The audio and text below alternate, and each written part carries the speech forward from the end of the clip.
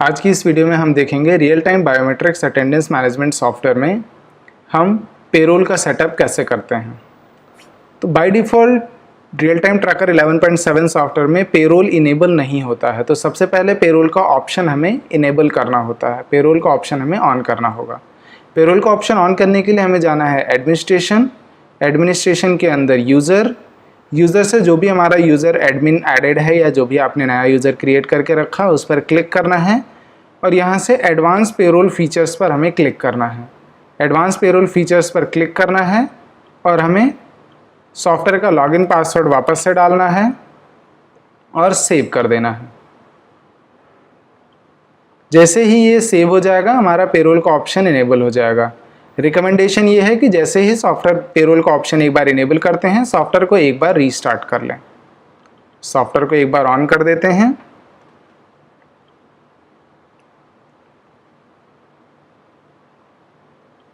Admin से हम दोबारा लॉगिन करते हैं।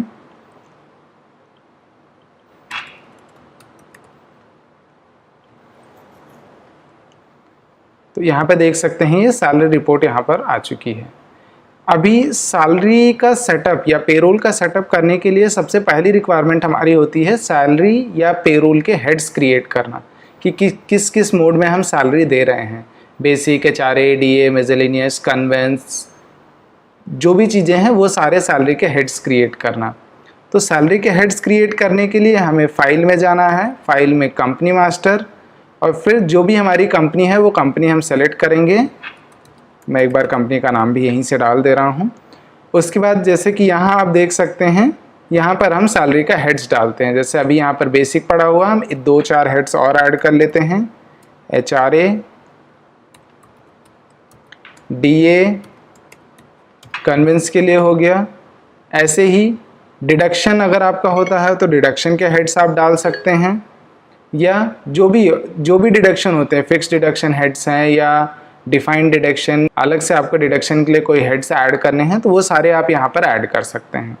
अभी के लिए हम सिर्फ एडवांस पे करते हैं और जो भी आपका पेरोल का सेटिंग है, जो भी ईएसआई, पीएफ या ईपीएफ का डिडक्शन है वो भी हम यहीं से एंटर कर सकते हैं। तो ये ईएसआई नंबर एक्चुअल में कंपनी का ईएसआई नंबर होता है, जो मैं अभी के लिए कोई भी नंबर एंटर कर दे रहा हूँ।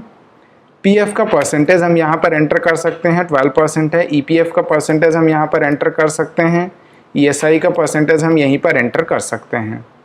इसी के साथ ही ये हमारा हो गया सैलरी हेड्स क्रिएशन। अभी इसको हमने सेव कर दिया। अब आगे का अगला जो स्टेप है वो है कि एम्प्लॉय को सैलरी असाइन कैसे करेंगे। तो एम्प्लॉय को सैलरी असाइन करने के लिए हमें जाना है ट्रांजैक्शन में। ट्रांजैक्शन के हमें नीचे दिखेगा सैलरी सेटअप। जैसे हम सैलरी सेटअप पे क्लिक करेंगे एक नया पेज ओपन होके आ जाएगा जिसमें सारे एम्प्लॉयज़ की लिस्ट हमें दिख जाएगी। अब यहाँ से हम कोई भी एम्प्लॉय सेलेक्ट कर सकते हैं। जैसे एक एम्प्लॉय यहाँ मैंने सेलेक्ट किया तो एम्प्लॉय की सारी डिटेल्स नीचे आ जाती है। यहाँ जो भी ईएसआई, पीएफ या ईपीएफ का परसेंटेज हमने एंटर किया हुआ है वो डिटेल्स यहाँ पर आ जाती हैं। अब आगे इस एम्प्लॉय की सैलरी एंटर करने के लिए हमें हेड्स पे जाना होगा। हेड्स के अंदर जैसे कि देख सकते हैं बेसिक, एचआरए, डीए, कन्वेंस, जो भी हमने कंपनी मास्टर में एंटर किया है वो यहाँ दिख रहा है। अगर हम यहाँ पे डिडक्शन हेड्स हमारा यहाँ दिखेगा। अभी के लिए हमने कोई भी डिडक्शन या फिक्स डिडक्शन ऐड नहीं किया है तो हम सिर्फ हेड्स पर ही काम करेंगे।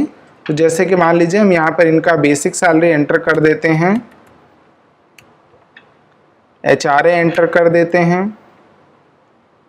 डीए भी एंटर कर दे रहे हैं एंड कन्वेंस भी एंटर कर देते हैं। यहीं पर हमें डिसाइड करना है कि ईएसआई, पीएफ या ओटी का जो भी कुछ कैलकुलेशन होगा वो किस पे होगा। तो अभी के लिए यूजुअली जो यूनिवर्सल का डिडक्शन होता है ईएसआई, पीएफ या ओटी का वो सब बेसिक पर ही होता है। तो यहाँ से हम बेसिक पर टिक मार्क कर देंगे और मंथली रिपोर्ट, अगर हमें मंथली सैलरी रिपोर्ट अगर हमें कैलकुलेशन करनी है मंथली सैलरी तो हम यहाँ मंथली पर टिक मार्क करेंगे। इसी के साथ ही अगर हमें सैलरी रिपोर्ट के अंदर ओटी भी दिखाना है, ओवर टाइम भी दिखाना है तो 100 ओटी पर टिक मार्क करना है और इसी के बाद हमें सेव कर देना है। जैसे ही हम यहाँ से सेव करेंगे वो एम्प्लॉई यहाँ से हाइड हो जाता है। अब अगर हमें किसी एग्जिस्टिंग एम्प्लॉई में वापस से कोई भी चेंजेस करना है तो हमें अपडेट एग्जिस्टिंग एम्प्लॉई पे सेटअप में जा कर के यहाँ से हम फिर दोबारा कोई चेंजेस कर सकते हैं। नहीं तो फिर जिस भी एम्प्लॉय का सैलरी और एंटर करना है वो हम यहीं से आकर के उस एम्प्लॉय की सैलरी एंटर कर सकते हैं। वापस हम हेड्स में गए और यहीं से उस पर्सन का हम सैलरी एंटर कर सकते हैं। के लिए भी हम एंटर कर देते हैं।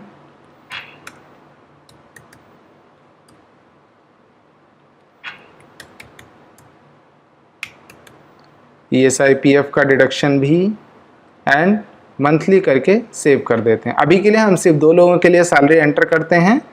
अब आगे सैलरी का रिपोर्ट कैसे निकालेंगे। सैलरी रिपोर्ट निकालने के लिए सबसे पहले आपका अटेंडेंस प्रॉपर होना चाहिए। तो मेक श्योर आपका अटेंडेंस का रिपोर्ट प्रॉपर आ रहा है। अगर अटेंडेंस की रिपोर्ट प्रॉपर नहीं है तो सेम प्रोसेस आप फॉलो कर सकते हैं। Data transfer, generate, save data process. अभी के लिए हमारे पास डेटा ऑलरेडी अवेलेबल है, मैं सिर्फ मंथली प्रोसेस कर ले रहा हूं जिसके भी यहाँ पर हम सैलरी का रिपोर्ट निकालेंगे। मंथली अटेंडेंस प्रोसेस कर दे रहे हैं। सैलरी रिपोर्ट निकालने में सिर्फ एक चीज़ एडिशनल है। एक बार हमारा अटेंडेंस ओके हो गया, अटेंडेंस अगर हमारा ओके है, उसके बाद हमें सिर्फ एक चीज़ एक्स्ट्रा करना है और वो है सैलरी प्रोसेस। सैलरी प्रोसेस हमें प्रोसेस के अंदर मिलेगा। सैलरी प्रोसेस जब हमारा अटेंडेंस एक्यूरेट हो जाता है तो उसके बाद हम सैलरी प्रोसेस कर सकते हैं। जैसे ही सैलरी प्रोसेस कंप्लीट होगा फिर हम सैलरी रिपोर्ट में जाकर के जो भी अपना पे सेटअप या सैलरी का रिपोर्ट है वो हम यहाँ से निकाल सकते हैं। तो अभी के लिए हमने सिर्फ 2 एम्प्लॉई ऐड किया है तो 2 के लिए हम पे स्लिप पे क्लिक करके शो रिपोर्ट करते हैं, देखते हैं सैलरी कैसे आती है। ये हो गया हमारा पे सेटअप। जैसे कि देख सकते हैं ये इंडिविजुअली दोनों एम्प्लॉयज़ का अलग अलग यहाँ पर पहले डिटेल्स दिखता है कि कितने दिन प्रेजेंट है, कितने दिन एब्सेंट है, कितना holiday, leave, week off, paid leave, वो सारी चीज़ें हैं। उसके बाद रेट ऑफ वेजेस में आपको दिखेगा कि टोटल सैलरी क्या इंसर्ट किया हुआ है। उसके बगल में आपको अमाउंट पेएबल दिखेगा जो उनकी पेड डेज के हिसाब से कैलकुलेट करके कितनी सैलरी उनकी पूरे महीने की हो रही है वो। पीएफ और ईएसआई का डिडक्शन आपका डिडक्शन सेक्शन में यहाँ दिखेगा। के बाद नेट सैलरी जो होता है वो आपका सबसे नीचे यहाँ दिखेगा।